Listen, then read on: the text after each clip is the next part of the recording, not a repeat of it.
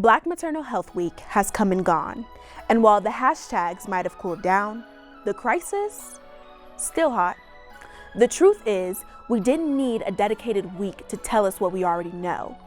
Being a Black woman and giving birth in America is risky as hell, and not because we're doing anything wrong, but because the system still refuses to do us right. Let's talk facts. Black women in the U.S. are 3 times more likely to die from pregnancy-related complications than white women. It doesn't matter if you're rich, educated, or even a celebrity. Racism doesn't clock out just because you've made it. This isn't about poor choices or bad habits. This is about a healthcare system that was never built to protect us in the first place. And when I say that, I mean it literally. This country's medical system was built on the exploitation of Black bodies, especially Black women's. From the so-called father of gynecology, J. Marion Sims, who experimented on enslaved women without anesthesia, to today's doctors who still believe Black people feel less pain. The foundation is rotten. We were never seen as patients to be cared for. We were property, test subjects, and laborers. And those attitudes didn't vanish when slavery ended. They evolved into biased medical schools and dismissive ER visits. The Congressional Black Caucus Foundation found that 71% of Black women aged 18 to 49 and 54% of Black women 50 and older report experiencing at least one negative encounter with a healthcare provider. And an article posted by KFF wrote in 2024 that 22% of Black women who have been pregnant or gave birth in the past 10 years say they were refused pain medication they thought they needed.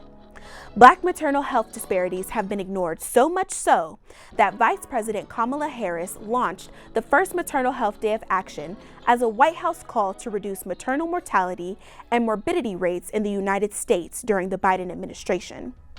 So yeah, the system was never designed with our survival in mind. And unless we start ripping out the racism by the roots, it'll keep failing us. In 2021 alone, over 1,200 maternal deaths were recorded in this country. And get this, 84% of them were preventable. Preventable. That means we're not dying because we have to. We're dying because the system chooses not to listen. And no amount of awareness during 1 week in April is going to fix that unless we keep the pressure applied every damn day. So yes, Black Maternal Health Week sparks some much needed conversation. But conversation without commitment is just noise. Now is the time to deepen that commitment with informed, sustained action. This fight isn't just about awareness. This is about every Black mama who didn't make it home and every one of us who refuses to accept that as normal. Start by demanding that federal restrictions on using Medicaid funds for abortion care are lifted. Advocate for all 50 states to permanently extend Medicaid postpartum coverage to 12 months. Support Black-led organizations like Black Mamas Matter Alliance, Birth Detroit, and Ancient Song doula services with your time, money, and platform. Share the lived experiences of Black birthing people. Educate your circles on the racial disparities in maternal care, and challenge the healthcare providers around you to adopt anti-bias training and expand Medicaid coverage for doulas and lactation support. And to Black women, your life, your decisions, and your well-being are not up for debate. We show up because your survival and joy are non-negotiable.